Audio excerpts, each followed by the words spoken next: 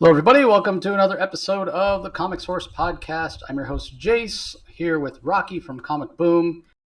I thought since we covered the first two books of Scott Tober, why not talk about the third? So we're here today to talk to you about the third ComiXology original from Scott Snyder, this time collaborating with Francesco Francavilla on a project that Scott and Francesco have been actually talking about for quite a few years now. I think I saw Scott say in an interview, or maybe it was in his newsletter, this is actually the property or the story that's been in production for the longest, or been planned for the longest. So I've been working on this for quite a while, and I thought it was pretty solid. I Again, totally different feel from Clear, which in turn is a totally different feel from We Have Demons. But I thought it was really, really good. I'm not a big horror fan, as longtime listeners of the podcast will remember. So this one probably didn't hit my sweet spot quite as well as We Have Demons and Clear did, but I still thought it was very, very good. What did you think, Rocky? I liked it. I'm not generally into horrors for comic books myself, but that's actually changed. And I credit DC Comics. The Black Label has gotten me uh, with the Joe Hill line of comics from DC. Has really gotten me into horror in the last year or so. Particularly, my favorite is was Basket Full of Heads, and of course, Refrigerator Full of Heads just came out this past week in DC. I'm enjoying that, and of course, I mean, look. Scott Snyder, man, he's excellent with horror. I'm not always a big fan of horror in the mainstream DC universe, and Snyder had a horror element to DC, but he's in his wheelhouse here. And man, I mean, with this particular issue, while it may not be my favorite of what he's put out so far, um, of the third of the three so far, I'm still really enjoying this. So I have a feeling it's going to be at least a trifecta. And of course, he's putting out another one next week. So I'm looking forward to. Hey, man, we might as well go for all four. Let's review all of them. Well, I think next week actually it's not a whole series. I think it's a preview of what else is to come. Oh, okay. I think is what's coming. I think there's just three first issues in Scott Tober, as Comixology is calling it. But yeah, I mean there are four more titles to come, so I'm anxiously awaiting them. I just don't know how far along they are on those. So just to remind everybody, the creators here: writer is Scott Snyder, art and colors by Francesco Francavilla, letters by And World Design, edited by Will Dennis. And again, it's a fascinating story. And we talked a little bit, or I specifically talked a lot, I guess, in the first two stories about kind of mashing up two different ideas, right? Like the whole thing in We Have Demons, in my mind, the thing that it intrigued me the most was the fact that it was sort of religion slash faith mashed up with science, with this idea of the lightest element and the heaviest element and evolution and how those elements were tied into sort of good and evil in Earth or on Earth as life evolved. I found that to be fascinating. In Clear, we're talking about really traditional crime noir with sort of a cynical, hard-boiled detective, investigating his ex-wife's murder, mashed up with this idea of technology and how it isolates us, and in the far future how you can skin reality to look like whatever you want. So really taking something from the past, this idea of a noir detective story, and mashing it up with something futuristic that we don't even have quite yet, the technology to use AR, augmented reality, to make the world look like what you want to look like. So I went into this one wondering, okay, well, are we going to see multiple things mashed up again? Is that something Scott's doing on purpose? Is it just the fact that these are creator-owned books and he gets a chance to sort of there's no limitations, right? Like the training wheels are off. He can do whatever he wants. He owns these properties. You don't have to worry about protecting some IP for this multi-billion-dollar corporation. Do whatever you want. Like that's not the case if you're writing Batman or Superman or Wonder Woman or whoever, right? I mean, you're just a caretaker of that character, as opposed to these. Sky's the limit. You can do whatever you want. He owns the properties. So is that something that we're going to see? And in a way, yes, but not so overt in the story, I feel like. Certainly it's a horror story. We've said that. This idea of telling a story in present time as we're reading this. I'll let Rocky do kind of the recap in a second. And it'll make more sense what I'm saying. But this idea of this horror film fan who's apparently his job is to like restore old celluloid films, old films from the early 20th century. Um, so there's that story happening in kind of the present time, but then there's also flashbacks to the actual film that he found called Night of the Ghouls that's central to the story. So in that way, you're having two different stories because you're actually having the story that's happening in present time as it unfolds, but flashbacks to the story that would have been the film Night of the Ghoul. But then also this idea of the relationship between father and son, which is I found to be very fascinating, and I can't wait to talk to Scott about it and ask him how his own relationship with his sons kind of played into the relationship between this father and son, because it's it's so interesting. And being a father myself, I saw some similarities with the way my son and I interact and whatnot. So I wouldn't say there's like two different ideas that are really interesting and a lot of times diametrically opposed, because that was the thing about the first two stories, right? You had this idea of religion or faith, which oftentimes is uh, completely on the other side of the spectrum from science. Like science can't explain God or any of that sort of thing. So sometimes those ideas can be at odds with each other. And then in Clear, you're talking about a story, like I said, of the past with this hard-boiled detective that's juxtaposed against this idea of technology and being able to skin the world and see how you want. Again, those are ideas that are separated. They're on either end of the spectrum, the past, the future. So we're getting sort of multiple ideas here, but they're not necessarily ideas that are opposed to each other. They're just sort of, I would almost say, separate story threads or separate plot points or story beats, however you want to look at it. Um, but it still makes for a very intricate and compelling story, and it pulled me right in. Like I said, I just loved the interaction between father and son, like the syntax, the vocabulary, just the way they interacted with each other. It wasn't over the top, laugh out loud funny, but it was just so authentic. And again, it just reminded me of my relationship with my son. So I thought that was fantastic.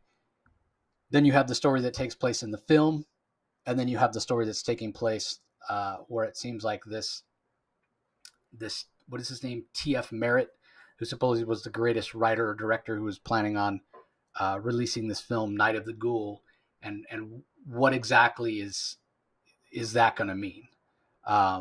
So this Mr. Inman, who's gone there, who's the film fan, who's gone to see Merritt in this hospital. Um, it's clear by the end of the first issue already that he's bitten off more than he can chew by pursuing this Night of the Ghoul story. So, and I'll let you recap it further than that if you want, Rocky. Well, there's a there's a what I love about recapping this is, I mean, there's a lot of substance in this opening issue. That's what I really like. And not only is there substance, but the mood and the ambiance by artist Francesco Francavilla. Wow, this is he does a really good job creating the mood and the tone of this opening issue. This is about Ghoul, the Night of the Ghoul. And what is a Ghoul? Well, Scott Snyder explained it, but it's explained here that the Night of the Ghoul is more than just a movie that was made by this director T.F. Merritt, who this father and his young son are visiting in this nursing home, and ostensibly because his name has been changed, and apparently this young father, this Forrest, that takes his son Orson looking for this old director and writer T.F. Merritt, because he's a great writer and director of this Night of the Ghoul, this horror film that was made in the mid 1940s, but was ultimately gone missing and destroyed. But this Forrest character and his son, they managed to find this pieces of the old film. And he's just got a lot of questions about it, because he thinks that it's the greatest horror film of all time, and he wants to interview this director, this T.F. Merritt. And this Merritt character looks horrific. He looks like his face has been burned. He looks really horrific. And there's something really eerie about this nursing home. And there's great rapport, as you alluded to earlier, about between Forrest and his son Orson. Even when they're approaching the nursing home, I mean, Orson is joking around, "Yay, we finally found a nursing home. We found where the old people live." And I mean, the dialogue and the rapport between father and son here is quite good. And what's interesting is that it isn't just the horror element that's taking place here. What's also taking place is there are secrets between father and son that are alluded to that we're going to be getting to presumably in future issues. And in particular, there's something that Orson and his mom know that they're keeping from their dad. And Orson himself doesn't even really want to be there. Orson wants to live with his mom, doesn't want to live with his dad. And there are some things that his dad doesn't know, but you can tell he loves his dad. He just doesn't want to live with him. But those are the things that are going on behind the scenes. Meanwhile, I thought it was quite interesting that Forrest is almost like awestruck. He finally found this director, this T.F. Merritt. And despite the horrid looking appearance of this director, he wants to ask him all these questions. And when this T.F. Merritt, he's actually in the nursing home under a different name. When he finds out why he's, because this Forrest lied, pretended to be an insurance broker, pretended to be an insurance agent just to get a meeting with this guy, this director. And when the director finds out, he's horrified. He finds out you got this film because, oh my God, you saw Night of the Ghoul. How much of it have you seen? And Francesco Francavilla does a great job of showing the eyes of the director as he sees. Oh my God, you watched it? Oh no. And meanwhile, I thought it was hilarious that even the nursing staff is they're kind of warning Forrest and Orson. You gotta, by the way, you gotta warn this old guy. He's crazy, he talks, and beware, because when he has moments of clarity, he's even more scary than when he's delusional. I mean, there's humor here as well. And like you said, the flashbacks showing bits and pieces of the movie, because you got to wonder what's so special about this movie. And the movie takes place in World War I, and with World War I soldiers approaching a place called Culla in Italy, and Culla means cradle, and it's about these three World War I soldiers named Kurt, Johnny, and Bookings, where they go and they check out this town, but the town is completely abandoned. And this town is completely abandoned, and even the German soldiers, because this is they're a U.S. they're a 332nd Army Brigade, and they're in there and they're expecting to find German troops, but they're not. All the German troops and the people of this town are dead, and it's very eerie. And as we're wondering what's so special about this movie, the conversation continues to take place between Forrest and Merritt. And Francavilla does a great job of showing the film strip burning, because they have pieces of it. So you get to parts of the narrative just when you're getting excited to know what's going to happen next in this movie, the film strip burns. And it sort of reminds me of of the Batman Superman comic that we reviewed with Jane Yuen Lang of Batman Superman, where he utilized the different film strips to go from multiverse to universe. And it's done to even great effect here by Francavilla. And it works really well, because you get a sense that, time is fragmented and even the director talks about, or when he's talking to Forrest is so impressed. He thinks it's a great movie. He loved how it's not just a horror movie, and it's about relationships and a father-son relationship, because one of the characters in the movie, Johnny, the young soldier Johnny, is talking about his son, or Kurt's young Sergeant Kurt is talking about his son back home. And that father-son dynamic not only takes place in Night of the Ghouls, but it's taken place between Forrest and Orson.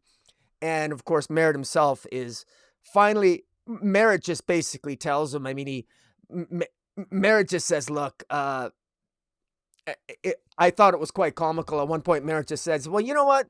You're dead anyway. You guys are dead anyway. Unfortunately, you and your son saw this movie. So at one point, Merritt just sort of resigns himself that we're going to be dead before the end of the night. You're going to be dead at the end of the night. Your son's going to be dead. This is a trap. You've gotten here. You've been lured into a trap. I've been kept here against my will. I've been prisoner since I made the movie because the Ghoul is going to be released. And oh my God, what's the Ghoul? And the Ghoul is the embodiment of all the monsters, all the other monsters, Dracula, Frankenstein, all of them are just zombies. All of it originated with the Ghoul. Everything's connected to the Ghoul in some way. The Ghoul, real life horrific instances where the Ghoul partook in resulted in real life stories that became myth and became legend, such as Dracula, zombies, Frankenstein, werewolves, etc., etc. But the Ghoul is real, where all the other monsters that we think are scary, it's nonsense. That's all fiction. What's real is the Ghoul. And Merritt just sort of resigns himself, saying, well, one of my favorite moments is where Merritt is basically just pours himself some scotch, and he asks Forrest just to toast him, because you might as well toast it. It's our last night. We're going to die. And let me tell you my story in the making of Night of the Ghoul. And that's what's going to be this entire series. And I'm fascinated by it. I love it. The scenes, I would be remiss if I didn't talk about Francavilla's scenes. There are scenes where his son, Orson, is talking to their mother, and in the background, as he's talking to his mother, there's people in the nursing home, the residents are peeking out and peeking at him. And then he turns around and looks, and they completely disappear. So you get a cinematic, scary feeling. Like, it's just like in a movie where you see an image, you turn around, you look, and then they're gone. And Francavilla does a really good job. I strongly recommend what Francavilla manages to do here so well, because it's ComiXology. I recommend that people watch this with the guided view. When you go on ComiXology, watch this with the guided view, because they just show you panel by panel instead of seeing the page. Let guided view guide you through this story, because it has a greater gravitas and a greater feeling when you allow the guided view of the ComiXology narrative to sort of tell you this story from panel to panel. So the panel is only shown to you as you click on the guided view. It's a much more exciting and horrific and mood altering experience. And I really enjoyed it when I read it, when I allowed the guided view to take me on that journey. And I'm absolutely captivated by this. It ends with just that scary idea that, hey, toast me. Forrest puts on his phone to record the conversation, which is interesting, because I have a feeling that by recording this conversation of what the director's going to tell him, now there's not only going to be a movie telling the story of the Ghoul, but now there's going to be an iPhone recording of recording of the story of the Ghoul. And I think that's how I think it's the story of the Ghoul that slowly, as it leaks out, it gets more powerful, but that's just me speculating. I love this. The mooded colors, the flashbacks that are in a very sort of a sepatone. What's the anyways, the dull sort of light, sort of a darkish brown sort of background of when there's a flashback to World War I scenes. Yeah, It's like just a sepia tone. Sepia, thank you. Sepia tone, yeah. So it's just very well done, and it ends on a cliffhanger to be continued. And yeah, this is perfect for Halloween. Perfect for Halloween. I'd strongly recommend this. And and Francavilla, you couldn't get a better artist to convey that Halloween kind of feeling. So Yeah, I agree with that. I love the fact that you called out the moment when T.F. Merritt realizes that Inman and his son Orson have watched this movie, right? Like, yeah. First he's like you said, he's the eyes, he's shocked. Wait, you tracked it down? Clearly, he mentions Inman mentions, well, yeah, his whole job is restoring film, and he's a huge horror fan, and he found this legendary supposed horror film that was supposed to come out many, many years ago, and they thought it was all lost, that it all burned up in the studio fire. And even the little hints like that, okay, well, was that studio fire, set on purpose to destroy this film? Because clearly there's a lot more to, the Ghoul is supposed to be the monster that sort of spawned all other monsters, Yeah. what the ghoul does and the way the ghoul infects the human race has given rise to the Mummy and Frankenstein and vampires and all these other monsters. And clearly that maybe there's a force at work, or something else that knew this was going on. This is why Merritt wasn't able to ever finish his film, and it was hidden, and we find out as the story goes on that he's been a prisoner, like you said, Rocky, ever since he tried to make this movie, because he's aware of the ghoul. But then from that intensity in his eyes and that intensity in his facial expression that Francavilla gives us so well, you turn the page, just a couple pages later, after Inman tells him, well, yeah, I watched it. I watched it all, and I showed it to my son. Then all of a sudden, that intensity melts away. It melts away from Merritt. He's like, well, yeah, well, you killed yourself. Yeah. Sorry, buddy.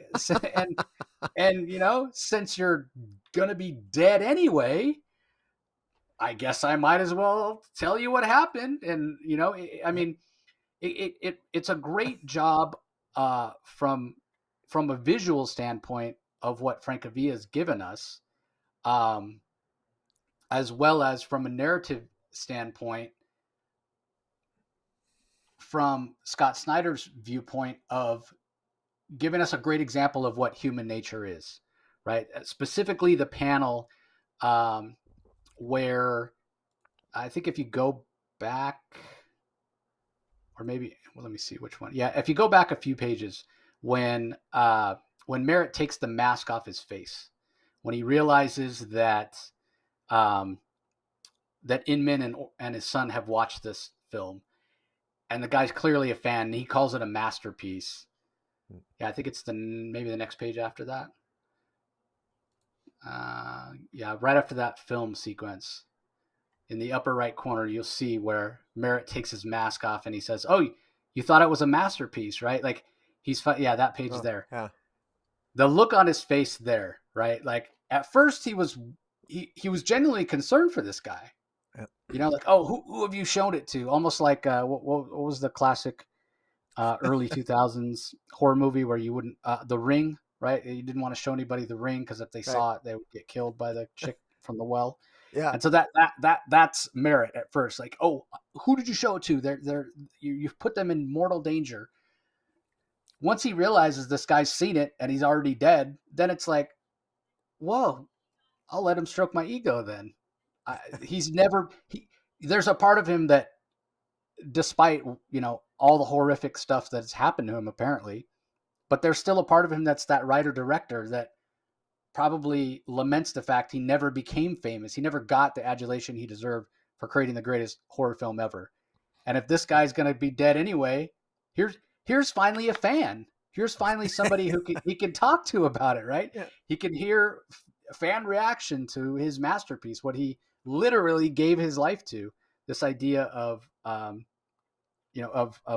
Night of the Ghoul, and the fact that he never got the recognition he deserves. So it's little things like that enrich these characters and make the story so much greater than the sum of its parts. So I love that intensity of his reaction at first. Like, he's worried for this guy that he may have watched the film, but then when he realizes he's going to die anyway, he's just like, all right, well, yeah, let's have some drinks and talk about it.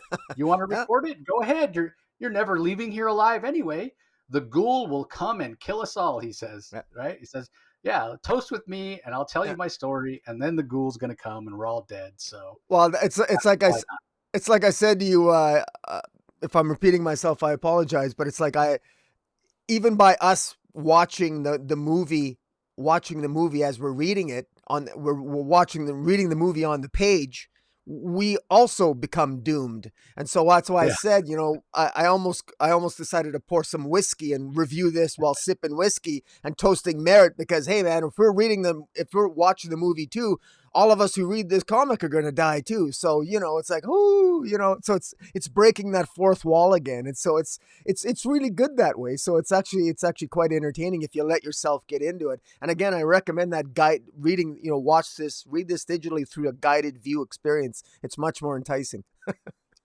Yeah, you don't get things, I won't say spoiled, but yeah, it unfolds a little at a little slower pace, and yeah, it ends up being a really unique experience. And I mean, don't get me wrong, there are some tropes here, right? I mean, we are talking about um, an idea of a horror story and really a secret, right? The whole idea of the ghoul, uh, it's a secret. When Inman holds up kind of the postcard or the flyer for the movie, it says Night of the Ghoul, directed by T.F. Merritt. When it comes, nothing can stop it. Um, and so, there are some sort of classic tropes. A father and a son being trapped somewhere, and being surrounded, and uh, impending doom, I guess we'll call it, is coming, whether that's in the sense of a disaster coming, or zombies, or in this case, the ghoul.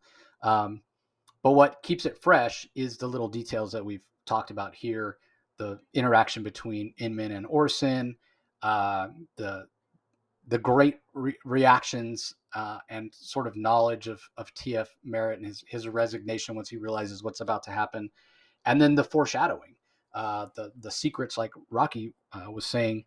Not only are there secrets to do with um, this convalescent home, this old folks home, in terms of what's really going on there and why have they kept Merritt a prisoner all this time, but what are the secrets that Orson and the mother know that the father doesn't know, and how might that affect anything? And are we gonna? It wouldn't surprise me to find out that Inman and his son Orson are in some way related to T.F. Merritt, or part of some lineage that uh, has to do with the ghoul, going back a number of years. I mean, who knows? There's so much here to mine, and I do sort of feel like, and tell me if you think so as well, Rocky, uh, because these are bigger panels than we got in the last couple Scott Tober issues, which is fine because I think you need that for Francavilla's style of art in order to set the tone and mood, which I agree with you. He was the perfect choice for this. I don't Yeah. particularly think that his style suits superhero stuff. He doesn't do a lot of superhero stuff, but his stuff is much more suited to horror. It's just where his proclivities lie, and I think where his art works best. Yes. Um, but because of the larger panels in this, and setting the kind of the mood with the burnt edges of film and whatnot, I do feel like this was a little bit faster paced. We got fewer panels, so in turn we got a little bit less story than we got in the first two releases, which I'm not complaining like whatsoever, right? Like again, if you're not familiar with how you can get these books, we'll talk about that at the end. But I'm not paying any extra because I have Amazon Prime, so it's not like I'm complaining I didn't get more value. But I do feel like there's a little bit less story here just because of the bigger panels and a little bit faster paced. But again, so compelling, like with all three of these releases from Snyder and his fellow collaborators, every single time I got to the last page, I immediately wanted the next issue. I wanted more. So they're all compelling and they all pulled me in. But I do feel like, in terms of the amount of story, that this one might be a little bit less. It's not significant, and I'm not saying that it wasn't enough story, because I think it's a very good first issue and a very good beginning to the story to hook you. But it's just something that I noticed, as opposed to on Clear and We Have Demons. As I was scrolling through digitally, I'm like, oh, I'm not done yet. There's still more. There's still more. With this one, before I knew it, I was on the last page, and I was like, oh, I want the next one. Did you find that to be the case? It Uh, felt like a little bit of a quicker read. uh, well, I agree with you. But I never noticed it. I never noticed it quite as much as you did. Only because I do think Clear and We Are Demons required more exposition, simply because it was setting up a new mythology. Yeah, You that know, makes sense. and so it was new. It was more world building with the world of Clear and We Are Demons, and so it required a lot more exposition. And whereas this is more of a straight up horror tale, this is more embracing some of the tropes of a classic horror story, while adding some interesting elements in his own right and having fun with it. Having fun with it. I mean, it's funny how we when we review comics, we try to find what are the hidden themes, and we talk. It's interesting here that we talk about. Well, there's a father-son dynamic in this story between Forrest and Orson, and between Sergeant, the one of the Sergeant Kenny there of one of the soldiers has a son back home in World War I. in the movie itself.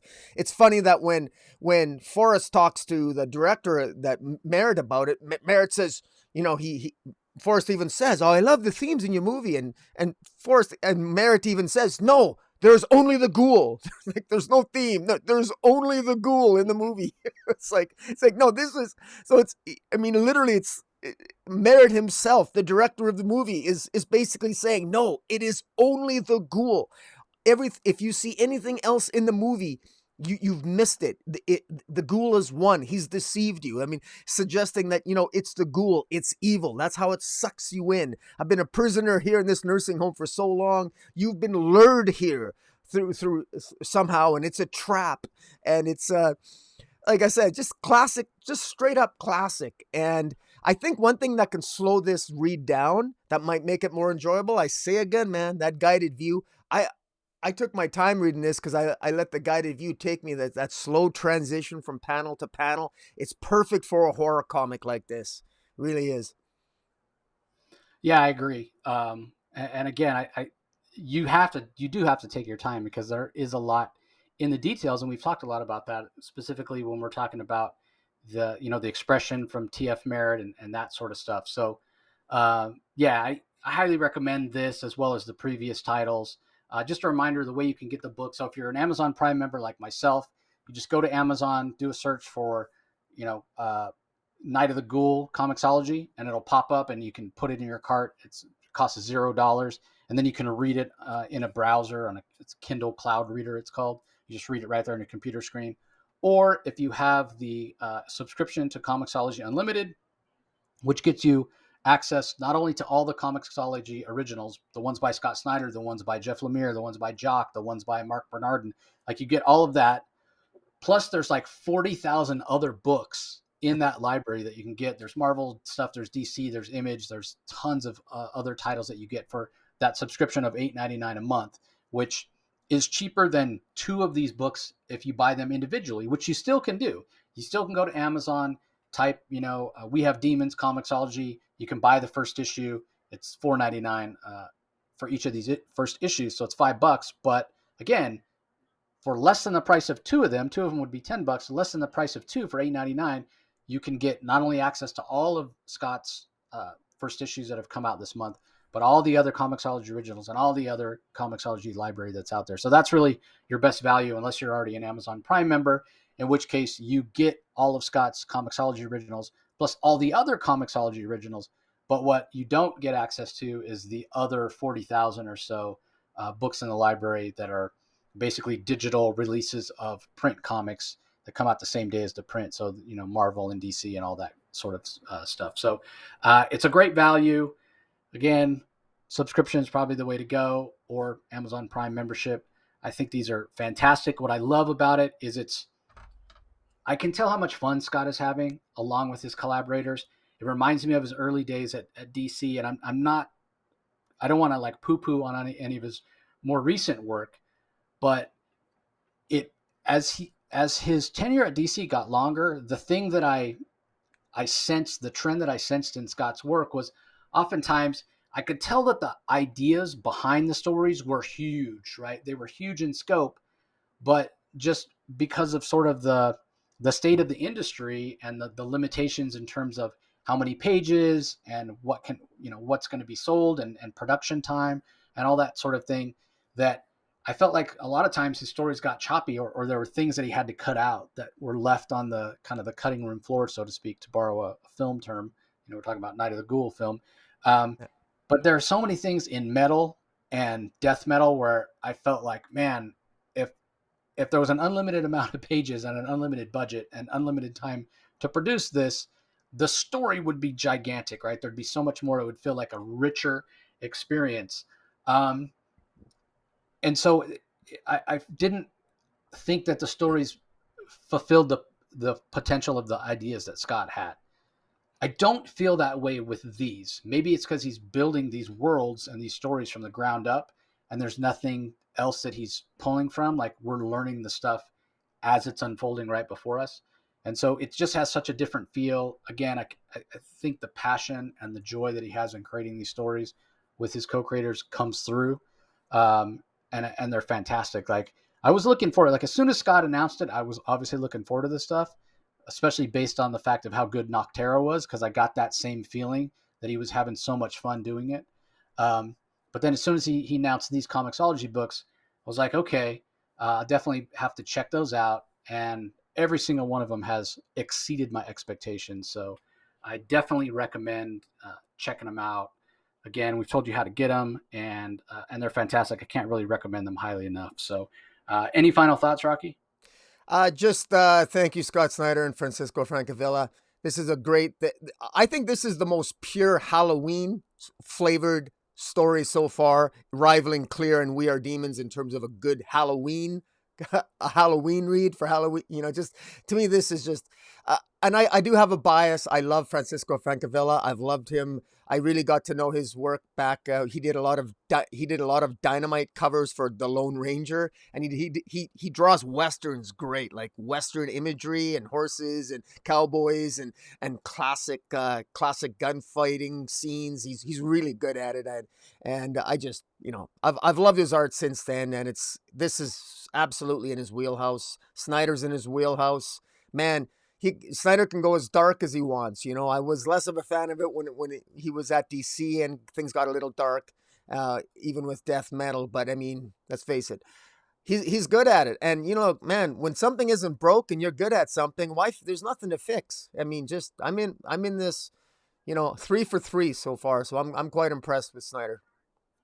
Yeah, I agree. Definitely 3 for 3. So go and check it out. Be sure you reach out on social media. Let us know what you think. Don't forget, if you're listening to us audio only on the podcast, that we did put this up on our YouTube channel. You can go and check that out.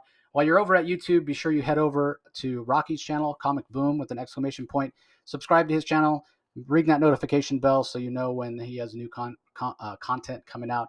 If you are checking us out on YouTube, don't forget that we have the audio only episodes that come out.